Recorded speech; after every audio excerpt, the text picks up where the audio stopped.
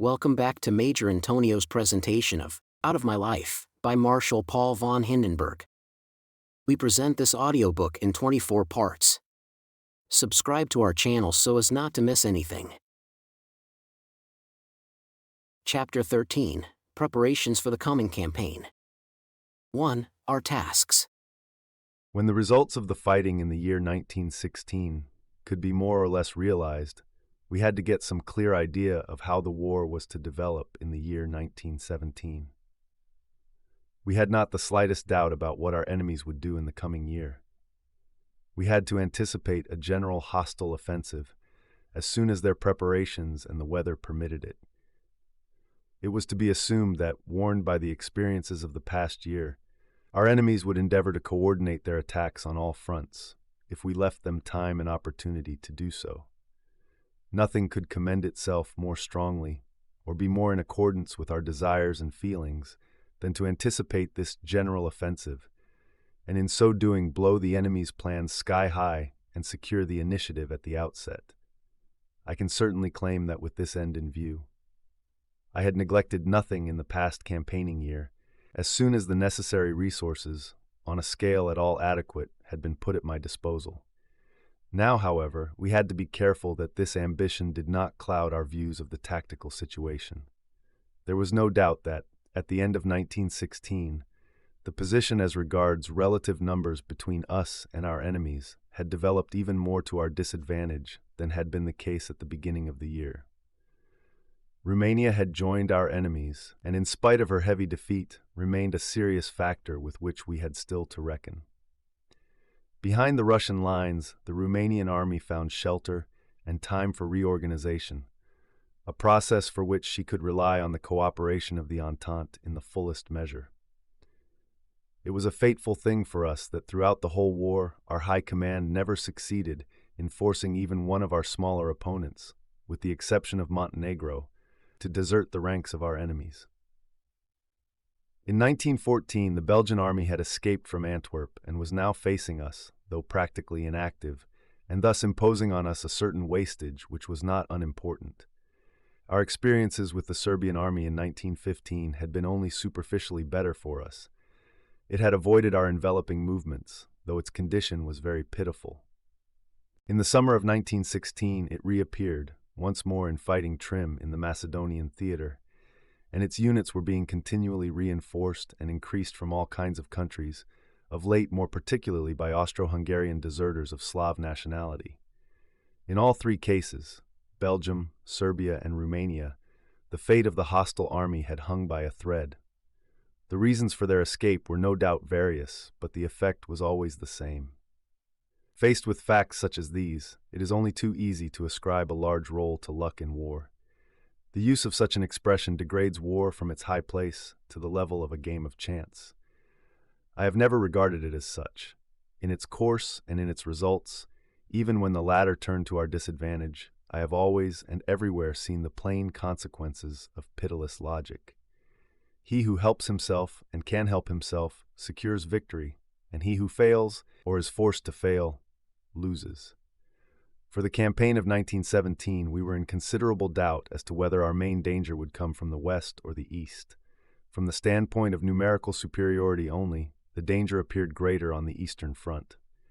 We had to anticipate that in the winter of 1916-17, as in previous years, Russia would succeed in making good her losses and renewing the offensive powers of her armies. No intelligence came through to us which revealed any particularly striking indications of the disintegration of the Russian army. Besides, experience had taught me to accept reports of this kind with extreme caution whenever and from whatever source they originated. Faced with this Russian superiority, we could not regard the condition of the Austro-Hungarian army without anxiety. Reports which we received did not reveal much confidence that the favorable issue of the Romanian campaign and the relatively favorable, if still tense, situation on the Italian front had had a really uplifting and far-reaching influence on the moral of the Austro-Hungarian troops. We had further to anticipate that attacks by the Russians might once again mean the collapse of the Austrian lines. It was in any case impossible to withdraw direct German support from the Austrian front.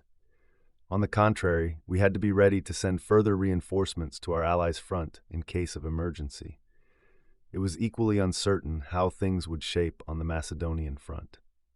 In the course of the last battle, a German army group headquarters had taken over the command of the right and center Bulgarian armies. In short, the front from Okrida to Lake Doiran. Further, two other German commanders from the battles of 1915 and 1916 exercised authority on this front. German officers were occupied in giving the Bulgarian armies the benefit of their wealth of experience on all our fronts. The result of this work would only be revealed when fighting was resumed. For the time being, it seemed advisable not to pitch our hopes too high. In any case, we had to be ready to send help to the Macedonian front also. On our western front, we had to expect that in the coming spring our enemies would reappear in the arena in full strength, in spite of the heavy losses they undoubtedly had suffered in the past year. I use the expression full strength in the conditional sense only. For though the troops could be brought up to their old level numerically in the course of a few months, it was not the same with their quality. In this respect, the enemy was subject to the same hard laws as ourselves. The tactical situation on the most important part of this front was much as follows. In a fierce and obstinate conflict on the Somme, which lasted 5 months, the enemy had pressed us back to a depth of about 6 miles on a stretch of nearly 25 miles. Let these figures be kept in mind for future comparison. This success, which had been bought at the price of hundreds of thousands of lives, was truly small when compared with the length of our whole front. However, the salient in our lines affected the neighboring fronts north and south. It was urgently necessary that the position should be improved. Otherwise, we ran a risk of being enveloped in this salient by enemy attacks there, combined with secondary attacks north and south of it. An enveloping attack of our own against the enemy at the point where he had broken through was the most obvious remedy, but in view of our general situation, it was almost the most doubtful. Could we venture to devote all our resources to a great attack in the Somme region, alive with enemy troops, while running the risk of a breakthrough on some other part of the Western Front or the Eastern Front? Once again, it was seen that when our leaders, with great plans in mind, cast their gaze to one side, they could not close their eyes to what was going on elsewhere. In this respect, the year 1916 spoke a language which made itself heard.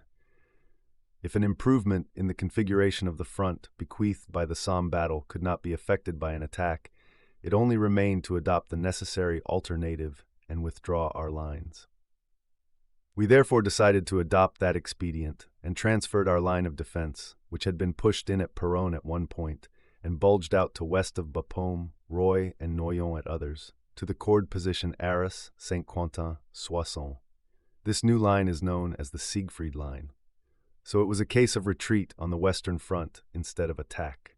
It was a dreadful disappointment for the army in the West, worse, perhaps, for the public at home, and worst, as we had good reason to fear, for our allies.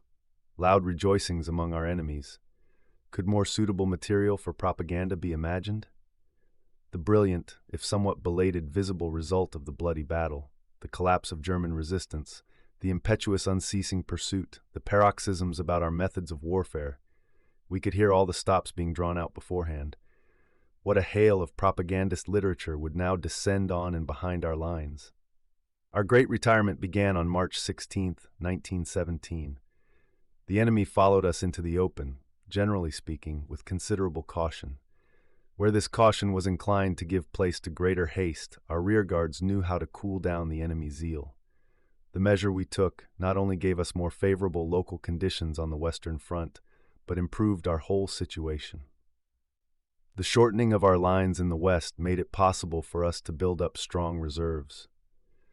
We were attracted by the idea of throwing at least a part of those reserves upon the enemy at the very moment when he was following our retreat to the Siegfried position across the open country, where we felt ourselves absolutely superior to him. However, we renounced the idea and kept our powder dry for the future. The situation which we created for ourselves by the spring of 1917 may perhaps be described as a great strategic stand-to, a stage in which we abandoned the initiative to the enemy for the time being, but from which we could emerge at any time to attack any of the enemy's weak points. In view of the enormously increased scale of everything, historical comparisons cannot be drawn from earlier wars. In connection with these dispositions, I must mention two plans to which we had to devote our attention in the winter of 1916 to 17. These were proposals for attacks in Italy and Macedonia.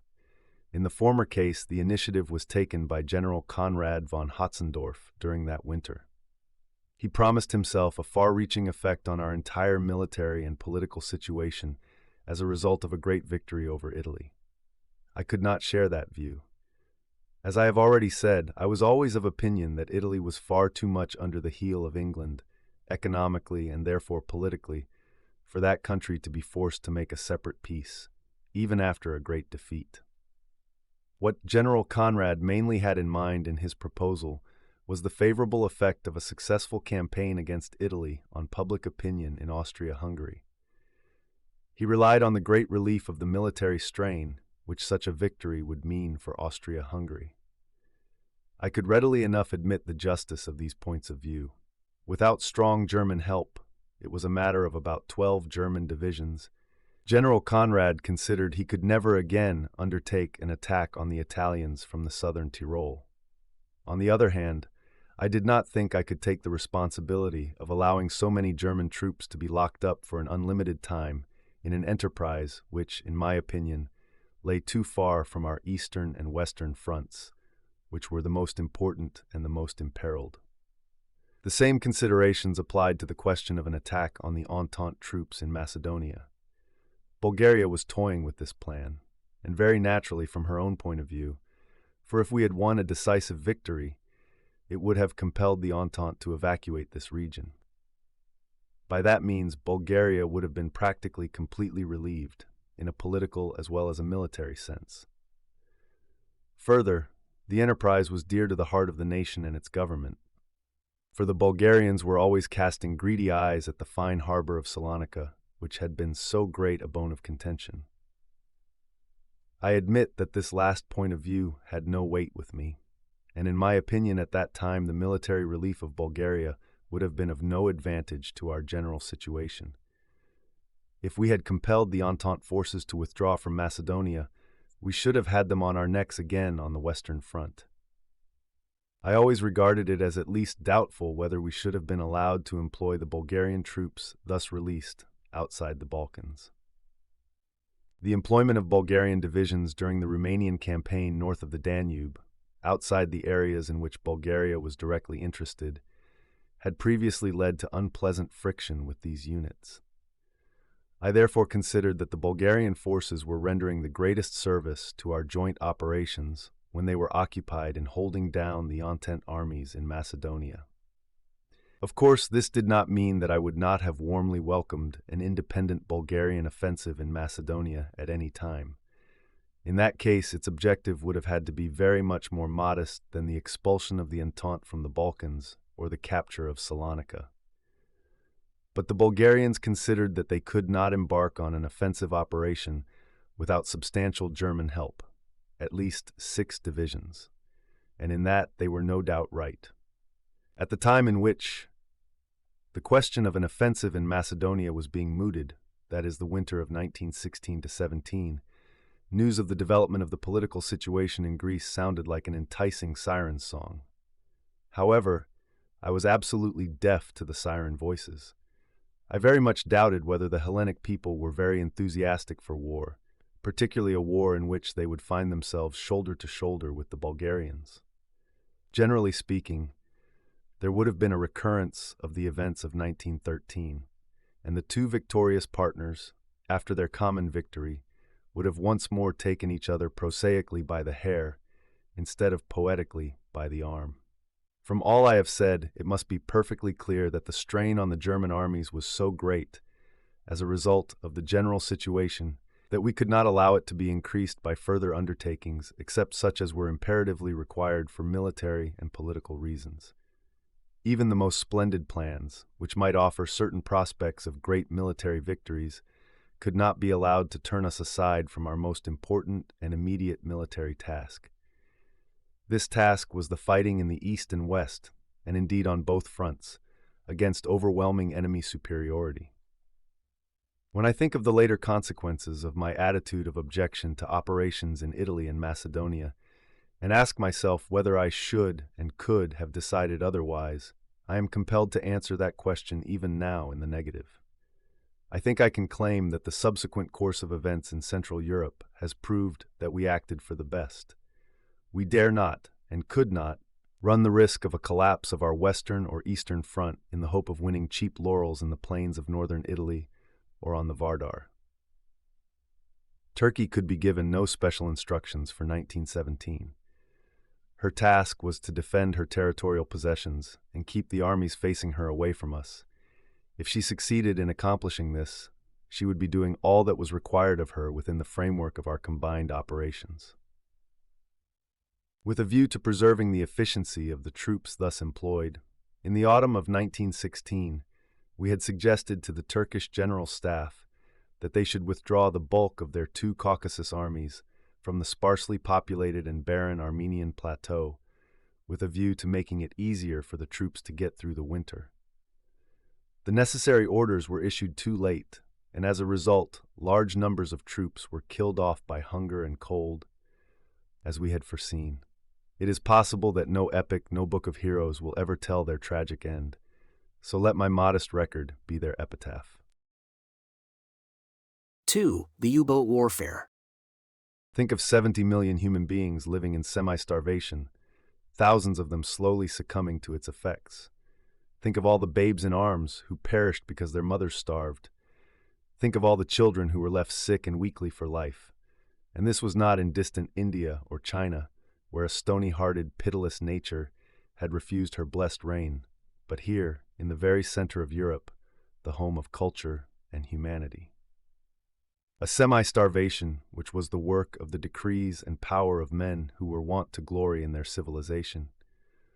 Where is the civilization in that? Do these men stand any higher than those others who shocked the whole civilized world by their savagery against non-combatants in the highlands of Armenia, and there came to a miserable end in thousands as a punishment of fate? No other voice than that of vengeance, certainly not that of pity, has ever spoken to the rough Anatolian peasant. What was the object of these decrees of the champions of civilization? Their plan was clear. They had seen that their military power would never enable them to realize their tyrannical ambitions, that their methods of warfare were useless against their adversary with his nerves of steel. They would therefore destroy those nerves. If it could not be done in battle, man to man, it might be done from behind, by finding a way through the homeland. They would let the wives and children starve. With God's help, that would have its effect on the husbands and fathers at the front, perhaps not at once, but certainly by degrees. Perhaps it would compel those husbands and fathers to throw down their arms, for otherwise the menace of death would hover over their wives and children, the death of civilization. There were men who reasoned thus, and indeed prayed thus. Our enemies are hurling American shells at us. Why do we not sink the ships in which they come? Have we not the means to do so? A question of right? Where and when has our enemy ever thought about right? With these and similar words on their lips, the nation and the army had turned to their leaders, not for the first time on August 29, 1916, but long before.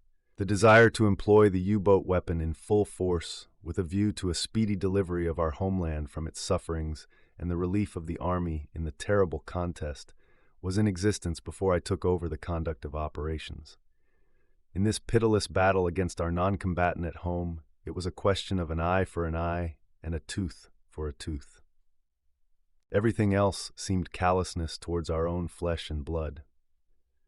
But though we had the weapon and the will to use it, we must not lose sight of the consequences which might flow from the ruthless employment of this destructive instrument. If we need not have any regard for the stony-hearted enemy, we must have regard for the interests of maritime nations, which had hitherto remained neutral. As a result of the employment of this weapon, The nation must not be faced with greater dangers and anxieties than those from which we proposed to deliver it.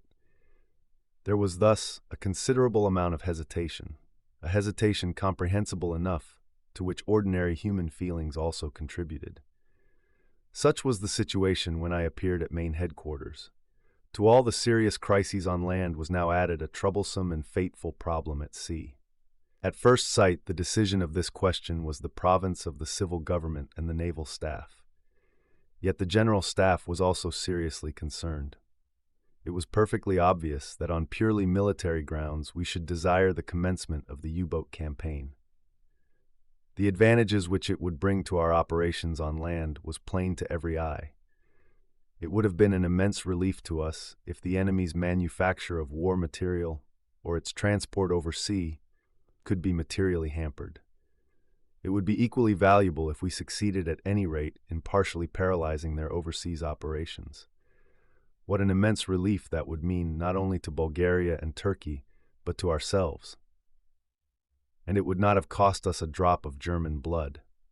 Further, there would be a chance of restricting the imports of raw material and food into the Entente countries to an intolerable degree, and placing England, if not her allies, before the fateful alternative either of holding out the hand of reconciliation to us or losing her place in world trade. The U-boat campaign seemed likely to have a decisive effect on the course of the war. Indeed, at the beginning of 1917, it appeared to be the only means we could employ to secure a victorious conclusion to the war if we were compelled to fight on. The connection between the U-boat campaign and the whole military and political situation appears from a memorandum which we addressed to the government at the end of September 1916. This memorandum was to serve as the basis for instructions to our ambassador in Washington. It ran as follows. Count Bernstorff should be told, for his personal information, that the intention of the Entente to break through on the eastern and western fronts has hitherto miscarried, and will miscarry in the future, as will their operations from Salonika and the Dobruja. On the other hand, the campaign of the Central Powers against Romania is making victorious progress. However, it is still doubtful whether we shall achieve successes this year which will end the war. We must therefore reckon that the war will continue for a considerable time longer. On the other hand, in view of England's economic situation, the Imperial Admiralty promises us that by the ruthless employment of an increased number of U-boats, we shall obtain a speedy victory, which will compel our principal enemy, England, to turn to thoughts of peace in a few months. For that reason, the German General Staff is bound to adopt unrestricted U-boat warfare as one of its war measures, because among other things it will relieve the situation on the Somme front by diminishing the imports of munitions and bring the futility of the Entente's efforts at this point plainly before their eyes. Finally, we could not remain idle spectators while England, realizing all the difficulties with which she has to contend, makes the fullest possible use of neutral powers in order to improve her military and economic situation to our disadvantage. For all these reasons, we must recover the freedom of action which we reserved in the note of May 4th. Of course, the situation would be completely altered if President Wilson, in pursuance of the intention he has indicated, presents a proposal of mediation to the powers. Such a proposal must, in any case, be without definite suggestions of a territorial nature, since questions of that kind must be one of the objects of the peace negotiations. Any action of this kind must be taken soon. If Wilson wished to wait until after his election, or even shortly before it, he would find that the moment for such a step had practically gone, nor must the negotiations aim primarily at the conclusion of an armistice. They must be conducted mainly by the contending parties and lead directly to a preliminary peace within a short time. Any considerable delay would make Germany's military position worse, and mean that the powers would make further preparations to continue the war next year, so that there would be an end to the idea of peace for a long time to come. Count Bernstorff should discuss the affair with Colonel House, the intermediary between himself and the President, and ascertain the intentions of Mr. Wilson. Any action of the President in the direction of peace, which had better seem spontaneous on his part, would receive our very serious consideration, and this in itself would mean a victory for Wilson in his election campaign. The most difficult question was and remained, within what time would U-boat warfare produce decisive results? On this question, the naval staff could, of course, make no definite promises, but even what they alleged was an estimate based on the most conservative calculations was so favorable to us that I considered that we were entitled to face the risk of finding that we had brought another adversary into the field as the result of employing the new weapon. But even though the Navy was very insistent, political and military considerations demanded that the commencement of the unrestricted U-boat campaign should be postponed over the autumn of 1916. In the critical military situation in which we found ourselves at that time, we dared not bring a new opponent into the field. In any case, we had to wait until the Rumanian campaign had ended victoriously. If it did so, we should find ourselves strong enough to prevent any neutral states on our frontiers from joining the ranks of our enemies, to whatever extent England might intensify her economic pressure upon them. To considerations of a political nature were added others of a military nature. We did not wish to resort to the intensified use of the U-boat weapon until our peace step had proved a complete failure. When this peace measure collapsed, however, military considerations alone had any weight with me. The development of the military situation, especially in Romania, in my opinion, now permitted the most drastic use of this very effective weapon. On January 9, 1917, our all-highest warlord decided in favor of the proposals of the naval and general staffs and against the imperial chancellor, von Bethmann. Not one of us was in doubt about the seriousness of the step.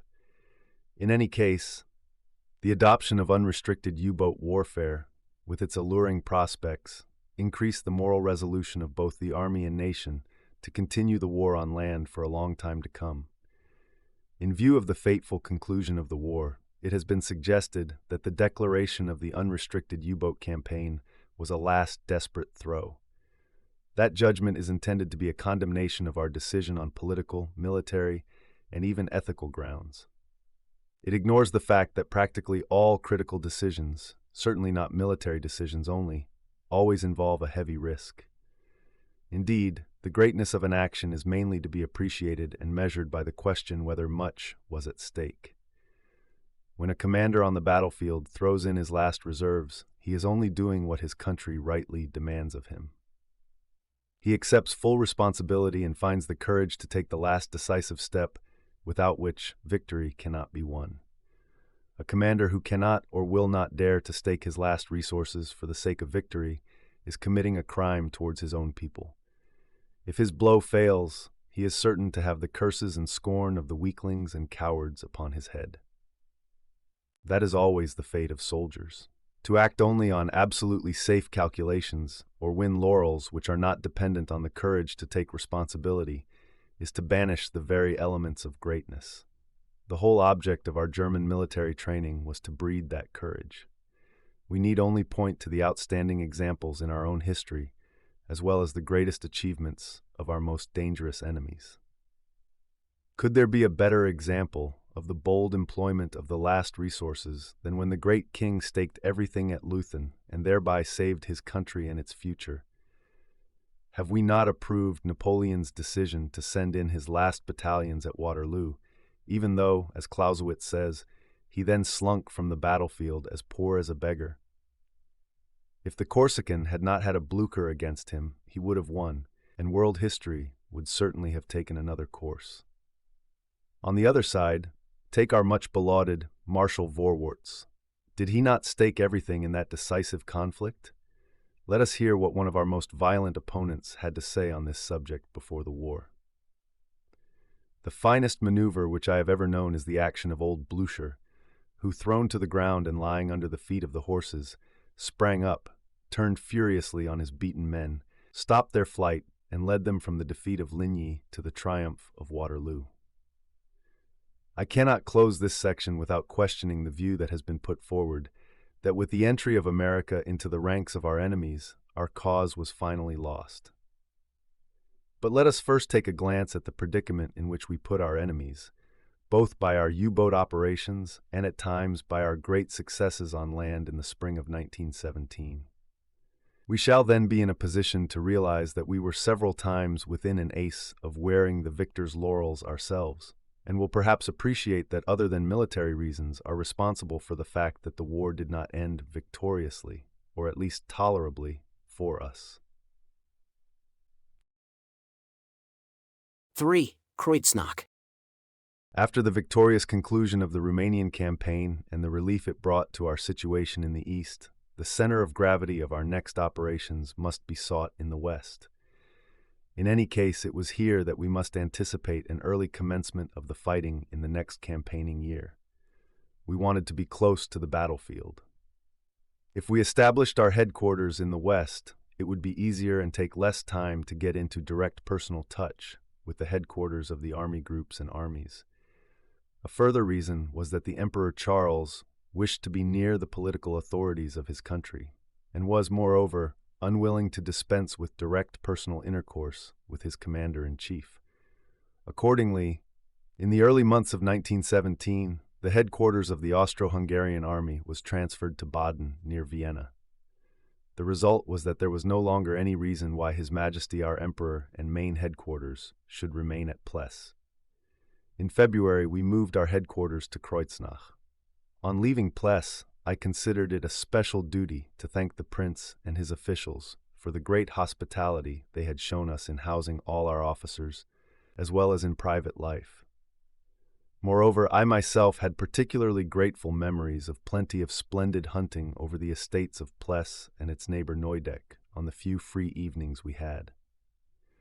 The district in which we now settled was associated in my mind with memories of my previous activities as Chief of Staff in the Rhine province.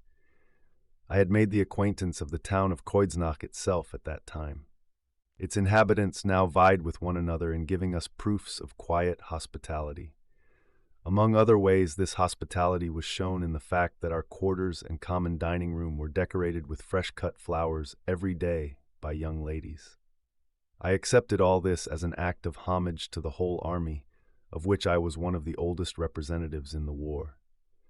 Shortly after our departure from Pless, General Conrad left the Austro-Hungarian headquarters to take over the command on the South Tyrolese front. I have never known the cause of his transfer. I gather it was due to personal reasons, as there were no professional reasons so far as I knew. I have loyal and brotherly memories of him. His successor was General von Artz. He had a practical head and sound views, was a splendid soldier, and therefore as valuable a colleague as his predecessor. He always got to the root of things and despised appearances. I believe that he shared my aversion to intervention in political questions. In my opinion, General von Artz displayed admirable perseverance and did everything that could be done, in view of the difficult internal situation of the Danube monarchy to which I have previously referred. He never had any doubt about the magnitude of his task. He deserves all the more gratitude for having faced it with such manly confidence. At the beginning of October, my stay in Kreuznach brought me the celebration of my 70th birthday. His Majesty, my Emperor, King, and Master, was gracious enough to be the first to give me his personal congratulations at my house. To me, this was the very consecration of the day. Then the youth of Kreuznach greeted me in the bright autumn sunshine as I went to the office. My colleagues awaited me before the doors of our common workroom, and in the adjacent garden were representatives of the town and its neighborhood, recruits, sick and wounded, convalescing at the various establishments of this health resort, and finally veterans who had fought with me in days long past. The end of the day brought a little military interlude. For some reason I have never been able to fathom, it was rumored that a great enemy bombing attack on our headquarters would probably take place this day. It is possible, too, that, as so often happened, some enemy aeroplane was this evening finding its way from the Saar to the Rhine, or vice versa.